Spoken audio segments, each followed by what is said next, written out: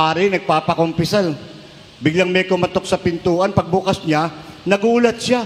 Lalaki yung kumakatok, puro dugo damit, may takmaba, puro dugo. Sabi ng pare, ba't puro dugo ka? Father, nakapatay po ako ng tao. Ba't mo pinatay? Father, nag-uusap lang naman kami, nauwi sa pagtatalo. Ayaw niya pong magpatalo, Father. Kaya pinatay ko na lang siya. Ano naman ang pinag-uusapan yung nauwi sa pagtatalo para maging dahilan para patayin mo? Pinipilit niya yung kanya, Father. Sabi niya kasi, meron daw Diyos, may Diyos daw. Sabi ko sa kanya, walang Diyos, wala. Pinipilit niya talaga ako, Father. May Diyos nga, may Diyos. Sabi ko, wala nga. Ayaw niyang tumigil, Father. Pinatay ko na lang siya. Ikaw, Father, naniniwala ka bang may Diyos? Sabi nung pare, dati. Oh, bakit?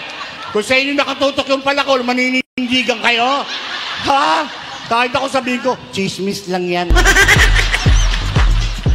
Tatago na ako sa kumbento.